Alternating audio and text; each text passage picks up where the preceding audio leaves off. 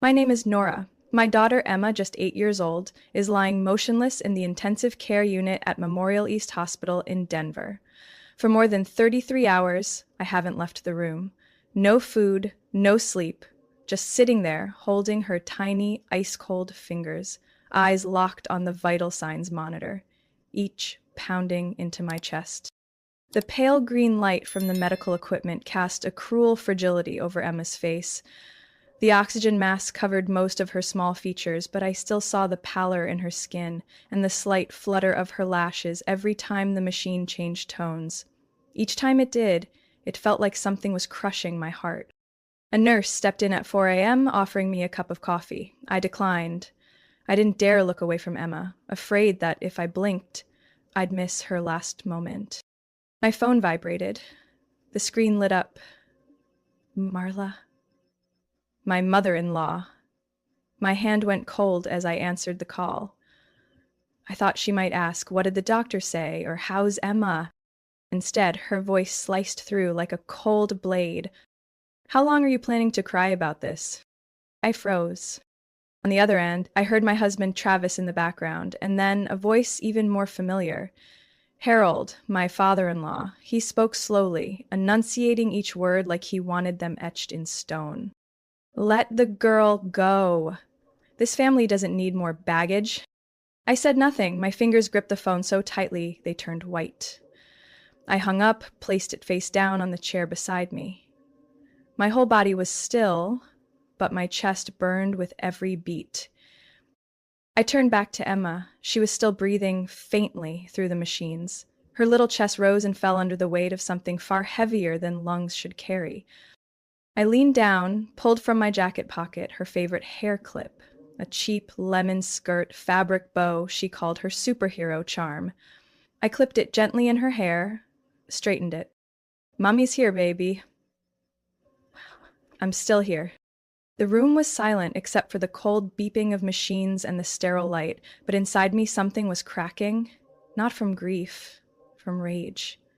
A quiet kind of fury, built up over years of swallowing words while living in that house. Their sneers, the backhanded comments, the times they treated me like a shadow behind Travis. They never saw me as family. Emma either. Tonight, the mask came off. No more pretending, no more civility. They'd made their choice, abandon Emma and treat me like an obstacle to be erased. I sat quietly, but the gears in my mind had begun to turn. They didn't know. I remembered every word they'd just said. I wouldn't scream. I didn't need to. I'd let them hear their own voices. When the time was right. The monitor shifted tone again. I gently squeezed Emma's hand and leaned in. "You're not alone. Even if they turn their backs, I'll still be here." In the hospital blanket, her tiny fingers curled, the faintest reflex, as if whispering, "I know." And in that moment, I knew I would never forgive them. But I also wouldn't retaliate with anger. They wouldn't see me cry. Instead, they'd watch me walk away, calm, precise, and piece by piece, I'd take back everything they once thought they had the power to decide. 2 days before I sat silently by Emma's hospital bed, I walked into my in-laws' mansion carrying a tray of homemade lasagna. Not because they asked, but because Marla, my mother-in-law, texted, "Dinner tonight. Family needs to discuss something important, and don't bring Emma. It's not appropriate." I thought it was an act of goodwill. Thought maybe finally they wanted to understand, to help. But I should have known. Anything too polite from them always had a hook buried underneath. The house, in the Boulder suburbs, looked just as suffocatingly perfect as the first time I saw it. White limestone walls, trimmed hedges in right angles, warm lights glowing through giant glass windows like a magazine cover. I parked beside Harold's Range Rover, then walked in with the food. No one came to the door. No children, no dogs, just the sound of artificial order. When I knocked a second time, Travis opened it. He didn't smile, didn't greet me, just stepped aside and said quietly, "Come in." The dining room was set up like a shareholders' meeting. Long table, white linens, Wedgwood china, and red wine already poured. There was no chair for Emma. No picture of her anywhere in the house, not even one from our wedding. Marla sat at the head of the table, hair pinned high, wearing a navy moon suit. She didn't look me in the eye, just glanced at the lasagna and nodded. Just set it on the stove, we already have a main course tonight. I placed the tray down, washed my hands, and returned to sit next to Travis. The smell of garlic butter shrimp rose from their plates. No one asked about Emma. Not a single word. After the appetizers, Marla folded her hands like a lawyer lining up bullet points. Nora, we need to talk about the hospital bills. Your daughter's prolonged condition is putting serious pressure on the family. I looked up. Pressure on who? On everyone, obviously. Travis has work. This family has expenses, and Emma's condition, while heartbreaking, can't go on forever. She pulled a cream-colored envelope from her purse. I opened it. It was a hospital billing statement from last week, with highlighted sections. Outstanding balance. Harold spoke, voice flat, like he was giving weather updates. We've covered nearly $18,000 this year. The rest, perhaps you could borrow from your family or find a temporary job? My hands went cold. My parents are gone, and I already work full-time while caring for Emma full-time. What about Travis? I asked, eyes locked forward. Can't he contribute something? Marla gave a short laugh, like I'd asked something ridiculous. Travis is the provider. He runs an entire company. And you never had any financial foundation? Who exactly were you before you married into this family? The question dangled in the air. But it wasn't a question. It was an erasure. A denial of every effort I'd made. Every moment I'd been present. I looked at Travis. He kept eating, eyes down, not once speaking up, not holding my hand, not saying a word about his daughter, as if she didn't exist, as if I was a stranger asking for a loan. I folded the statement, slid it back in the envelope, and said quietly, "Thank you for the meal." I stood up. No one stopped me. No one asked me to stay. Driving home, the headlights lit up reflective road signs like a strobe of insults. I didn't turn on the radio. I didn't cry, but both my hands clenched the steering wheel so tightly, tendons popped in my wrists. They thought I was no one, just a mother, with no backing, no worth. What they didn't know was that 3 years ago, I registered an LLC in New Mexico under my mother's maiden name. What they'd never guess was that my maternal aunt left me a sealed investment trust worth over $240,000, protected under a separate legal filing. The file name, Lark Pine Trust. I'd never touched it, but that night, when I got home, I opened the safe and pulled out the folder.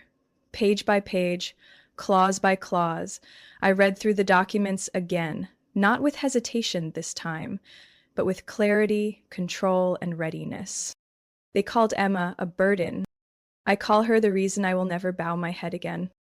I stood in front of the vending machine at the far end of the ICU hallway, the soft yellow lighting casting long streaks on the wall like claw marks.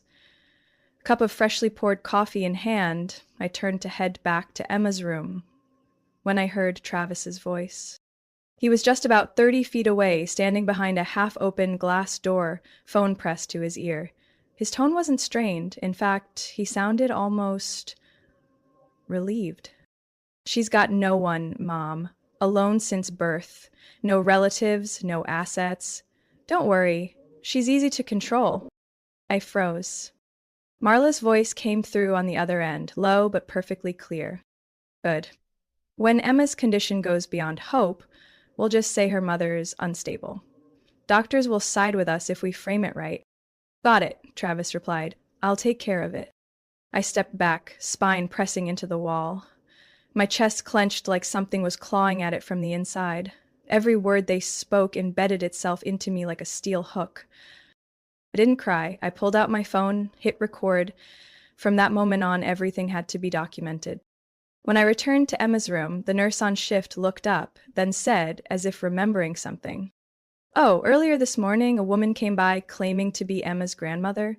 She asked to update the guardian info in the file, said only the father had medical proxy rights."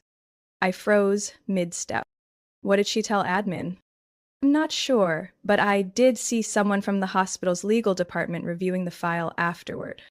I rushed over to Emma's medical chart at the foot of her bed, freshly printed, still creased. Under Guardian on file, my name had been replaced by Travis Miller. I swallowed the heat burning in my throat. This wasn't an accident. It wasn't a misunderstanding. It was calculated. I sat beside Emma and gently held her hand. I won't let them do this. I swear to you.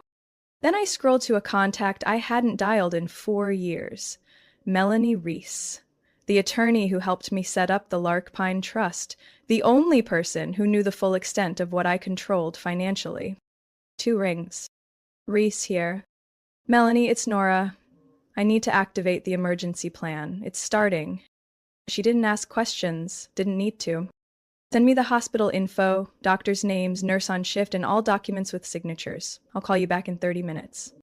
I hung up and got to work. Photos of nameplates, file headers, and a recorded clip of the nurse confirming someone had requested to update guardianship. I couldn't go public. Not yet. Not while Emma was still hovering on the edge between breath and silence. But I could prepare. That night, Travis didn't come to the hospital. No messages either. I sat alone in the break room, fluorescent lights flickering above a cracked ceiling tile. I opened my laptop, logged into the anonymous account managing the Lark Pine Trust. Balance, $263,415. Untouched for nearly a decade. Now it would be our lifeline. I sent the initial documents to Melanie, then opened a scanned copy of the hospital intake forms I signed that first night. There was a small clause on emergency medical proxy. I still held authority. If I could prove Travis wasn't present at admission, and I had the photos from that night. Just Emma and me. At nearly 2 a.m., Melanie replied with a formal confirmation. Everything was valid. We had legal grounds to challenge any tampering with the file if it came to that. I leaned back against the wall, holding the thin hospital blanket Emma used to curl up in during cartoons. It still smelled faintly of her baby shampoo. Like peace. Like the breath I'd fight to protect with every ounce of strength I had left. 3 days after I overheard that phone call, a yellow envelope was slid under the ICU break room door. No return address, only 2 bold, uppercase words, court summons. I opened it barehanded, no trembling, no hesitation. The first page was a legal extract. Urgent motion to temporarily suspend guardianship of minor, Emma Miller, from Ms. Nora Miller, understanding severe emotional instability, impairing medical decision-making. I wasn't surprised. I simply nodded. Melanie, my attorney, had warned me this was coming. Travis's family never attacked head-on. They moved silently, sharpening every word, every line of legalese like a blade just beneath the skin. And the colder it read, the more weight it carried. I sat upright and called Melanie. They filed, just like we expected. I've already scheduled an emergency response. We meet the judge tomorrow morning, courtroom number 9. Say nothing publicly. Bring hard copies, originals of everything. And Nora, her voice lowered. This time, hold nothing back. The next morning, it drizzled. The city courthouse parking lot was as packed as ever, even on a Saturday. I wore a dark coat, hair tied back. No makeup, no heels. I didn't need to look perfect. I needed to look real. Like the woman who'd spent 12 consecutive nights beside her daughter's ICU bed, signed every medication release, spoon-fed every sip of broth, read every medical note. Melanie waited in the hallway, holding a thick black leather briefcase. She didn't say a word, just gave me a look that felt like a silent handshake. Across the corridor, Travis stepped off the elevator with his parents, all 3 dressed like they were heading to an investor conference. Charcoal gray suits, briefcases, polished leather shoes. We were called into the courtroom, no gallery, no observers, just the judge, court clerk, and both legal teams. The judge was an older black man with closely cropped salt and pepper hair. He opened the case folder and tapped the plaintiff's motion. From Travis's side, petition to revoke temporary guardianship on grounds of emotional instability. Who will present first? Travis's attorney, a woman in her 50s, stepped up. Her voice was flat, precise. Your Honor, Mr. Miller and his family are concerned that Mrs. Nora Miller's current emotional state is negatively impacting the health and treatment process of their daughter, Emma Miller. Mrs. Miller has shown signs of exhaustion, refusal to cooperate with hospital staff, and has disregarded medical advice on 3 separate occasions this past month. Melanie didn't object. She rose calmly once the other side finished and walked to the podium. Your Honor, I submit the following. A shift schedule from the hospital, a signed report from the head nurse verifying that Mrs. Nora Miller has been the only person consistently present in the ICU for the past 14 nights, a signed letter from the primary physician stating that all medical decisions were discussed and executed properly with no interference or resistance from the mother. She handed the documents to the clerk and continued. Additionally, this is a copy of the emergency medical proxy, effective from the night of Emma's admission, designating Mrs. Nora Miller as the primary medical guardian due to Mr. Travis Miller's absence during intake.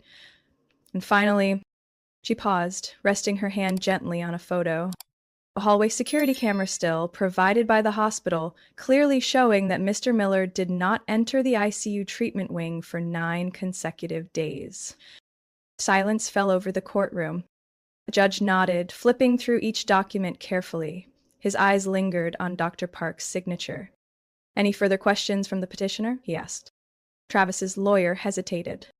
We request additional time to verify the validity of... No, the judge cut her off, his tone firm. This is an emergency motion. There is no additional time. We proceed based on the current facts. He tapped the gavel once, clean and decisive. Motion denied. Mrs. Nora Miller will remain the sole legal guardian of minor Emma Miller. Then he added, furthermore, I'm forwarding this motion to the Procedural Misconduct Review Board due to indications that the petition was filed with the intent to mislead the court and unlawfully strip legal rights from the respondent. I didn't look at Travis. I didn't need him to look at me. All I felt was my fingers brushing against the fabric ribbon necklace Emma had once made for me out of turquoise satin. I'd worn it every day since, a quiet signal that my daughter knew exactly who had stayed. When we stepped outside the courthouse, the rain had stopped. No one said a word.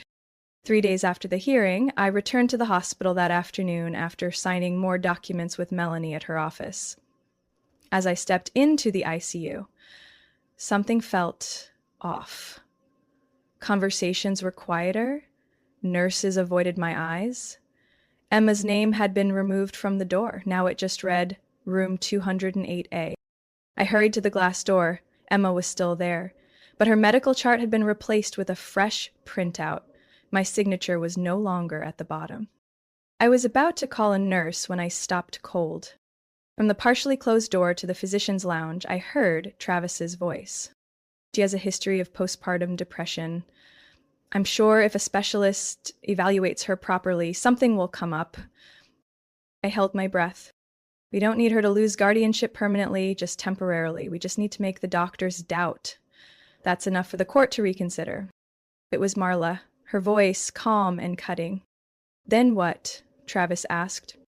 Once the file's forwarded to the medical review board, we can request a full evaluation. If the mother gets flagged as psychologically unstable, the system automatically pulls her out of decision-making authority. Silence. Then Marla continued, her tone sharp as steel. She thinks she's clever for winning a temporary ruling, but the real battleground is the hospital, where we control the doctors, the language, and the paperwork. My hand clenched around my phone in my coat pocket, recording on, every word crystal clear. I turned and walked briskly to the head nurse's station. Julia was on duty. I said nothing, just signaled that I needed 2 witnesses. She followed me, along with a resident doctor named Drew. I pushed open the lounge door without knocking. Travis and Marla were inside, speaking with an older doctor I didn't recognize. Probably someone they'd brought in. Travis turned at the sound of the door, attempting a sheepish smile. I pulled out my phone, pressed play. Their voices filled the room. The tactics. the manipulation, the calculated strategy to frame me as mentally unfit so they could take my daughter. No one interrupted, no one denied it. When the recording ended, Julia looked straight at the older doctor, her tone sharp. "Who authorized the guardianship update?" He stammered. I was told the request came from family. I wasn't aware there was an active court order. "Lock the file now," Julia ordered. "Restrict all modifications, immediately, and forward this recording to legal compliance." I turned to Travis. He couldn't even stand up straight anymore. The smug confidence he once used to look through me, gone, his face pale. I said one sentence. "You thought I stayed quiet because I was weak. But really, I was just waiting for the right moment." Then I walked to Emma's bedside. She was still asleep. I sat down, gently, and held her tiny hand. Her fingers twitched. Then her eyes, cloudy and unfocused, slowly fluttered open. "Mommy, are you really here?" I nodded, voice catching. "Dear baby, I never left." Her lips moved, barely a whisper. They said, "You cry a lot." They said, "You're scared." I rested my forehead against hers, whispering, "I was scared, but not anymore. Because I promised, oh, I won't let anyone take you away." A tear slid down Emma's cheek, and I knew, even in her haze, she had heard everything. The threats, and the promises I made while holding her hand. I stayed there, all night. In the hallway, Julia was compiling the full file, requesting an internal investigation into unauthorized interference. Melanie texted, "Send the recording. We're going back to court tomorrow. This time it's not just about regaining rights, it's about making them pay." I set my phone down. No rush. The storm had just begun. The court notice arrived on a gray morning, just as I was finishing washing Emma's hands with warm water. The letter was printed on heavy stock paper, the raised blue seal of Jefferson County stamped at the top. Emergency hearing notification. Petition to reverse guardianship. I wasn't surprised, neither was Melanie. "They can't win on legal grounds, so they're going for attrition," she said when we met at a cafe near the hospital. "They want to wear you down until you quit." I shook my head. "They're too late. I'm not quitting, not ever." The hearing was set for the following Wednesday in courtroom 12. This time, Travis showed up alone. No Marla, no Harold. But his face still wore that calm, measured expression that once convinced me he was the rational one. Their attorney, a new face, younger, in a light-colored suit, stood to speak. "Your Honor, my client requests a reconsideration of guardianship on the basis that Mrs. Nora Miller has deliberately recorded and interfered with the mental and private affairs of other family members, creating an unstable environment for Emma Miller's medical treatment." I nearly laughed. "You mean the recording of their plan to fabricate a mental health diagnosis to strip me of my daughter?" Melanie raised her hand to respond. "Your Honor, we'd like to submit additional evidence. The aforementioned recording has already been deemed legally admissible, as it documents a clear conspiracy to falsify medical records for the purpose of manipulating guardianship. Furthermore, we have a signed affidavit from the hospital's head nurse, along with an internal report, confirming unauthorized interference by Mrs. Miller's former husband and mother-in-law." She held up a small U.S. Original file, 10 minutes and 13 seconds long. Audio is clear. The content includes elements of ethical misconduct and potentially criminal behavior. The judge, a Latina woman in her 50s, nodded and signaled for the audio to be played. The courtroom fell silent as Travis's voice echoed through the speakers. "She had postpartum depression. With the right specialist, something unstable will show up. Then Marla. We just need to plant doubt. The system will exclude her automatically." When the recording ended, Travis's attorney collapsed into his chair. He had no defense. The judge flipped through the file, her expression tightening. "This court finds evidence of legal system abuse for the wrongful termination of parental rights. This is no longer a civil custody matter. I am referring the entire case to the district attorney's office for investigation into manipulation, violation of personal rights, and possible emotional abuse of a vulnerable party during a medical emergency." Travis's face turned ghost white. Melanie continued. We also respectfully request a temporary restraining order against Mr. Travis Miller and Mrs. Marla Miller, a minimum of 300 feet from Emma Miller's residence, school, and place of medical care. Request granted, the judge said, tapping her gavel. I stood, not saying a word to Travis, but as I passed him, I paused for just 1 second, locking eyes with him. You didn't just try to take my daughter, you tried to erase me from her life, and that stain will never come off. After court, I returned to the hospital.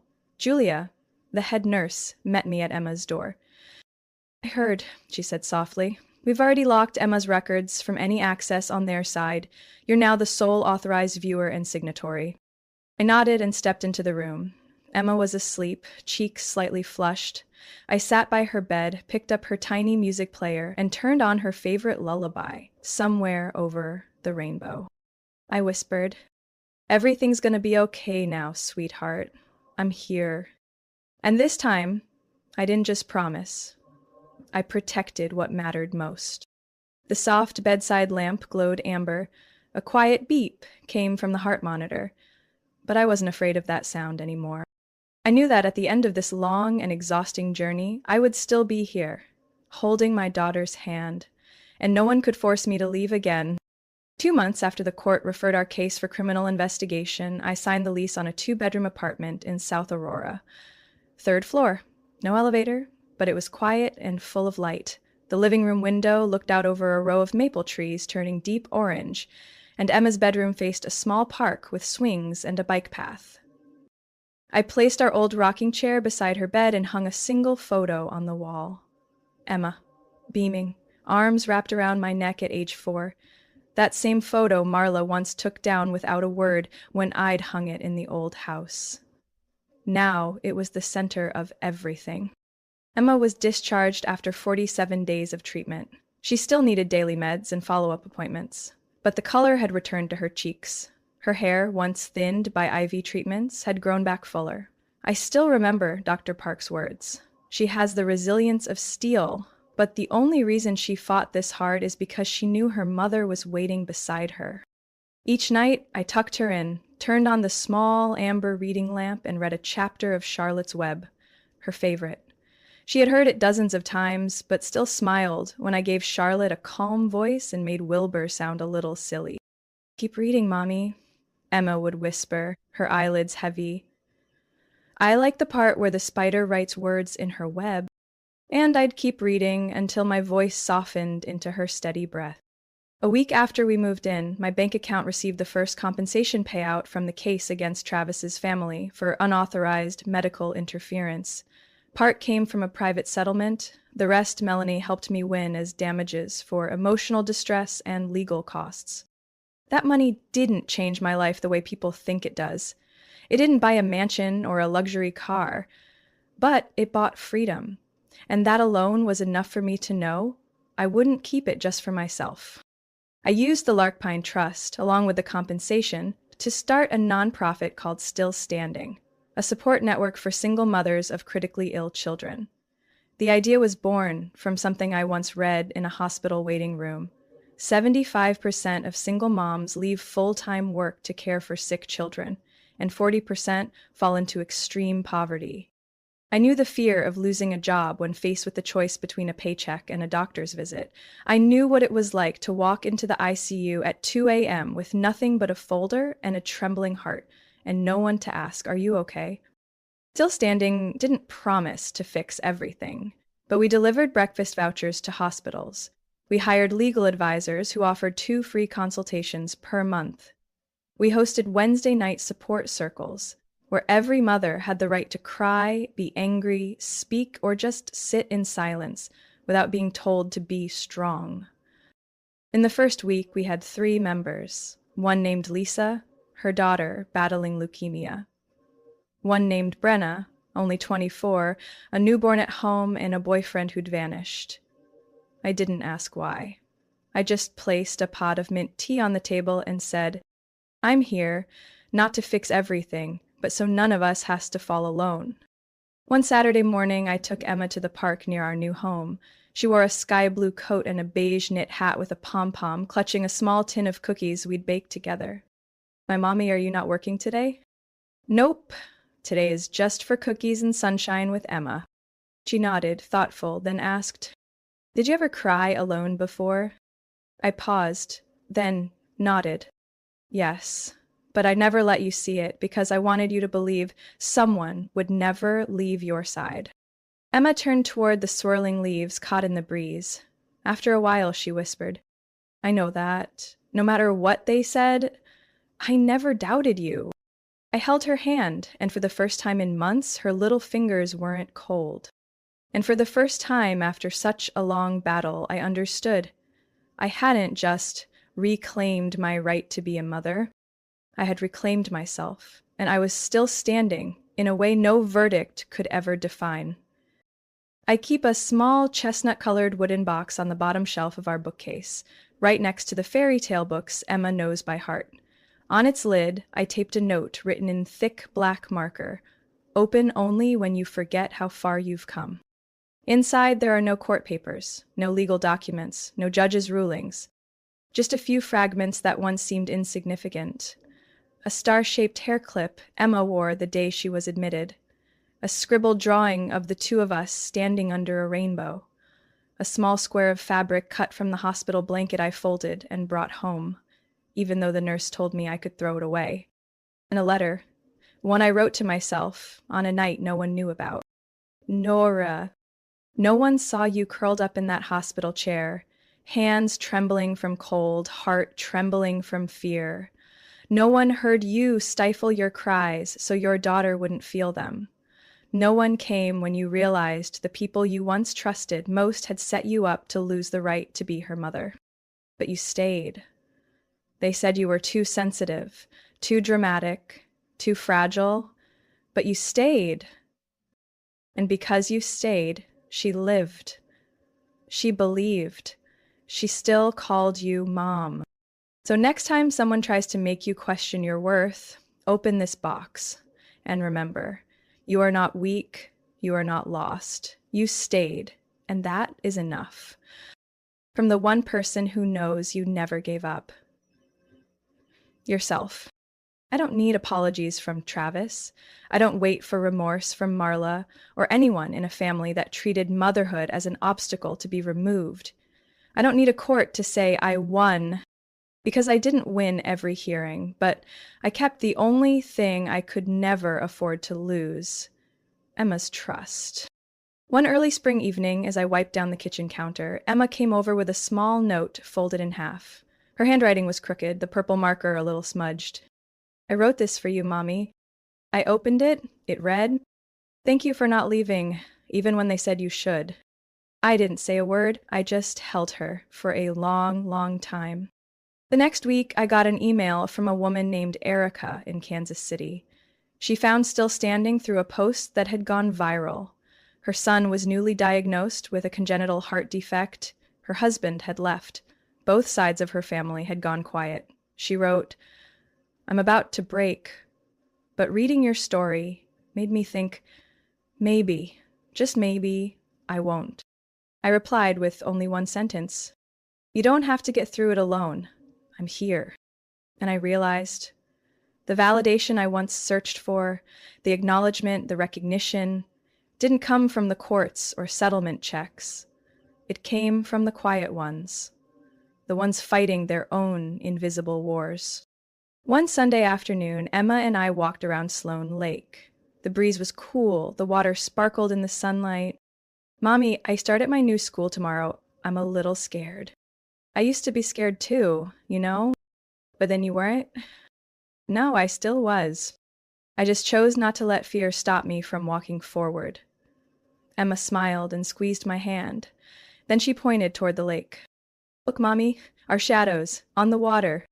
I followed her gaze.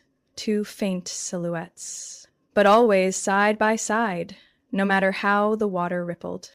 I smiled too, because deep down I know this truth. I didn't scream. I didn't crumble. I didn't strike back with bitterness. I just stood, steady, quiet, long enough until the truth spoke for itself. And in all the things I once doubted, feared, and endured, there is one thing I now know with absolute certainty. I stayed, and that is enough. Nora's story is a powerful reminder that not everyone born a mother knows how to protect, and not every wife is treated as family.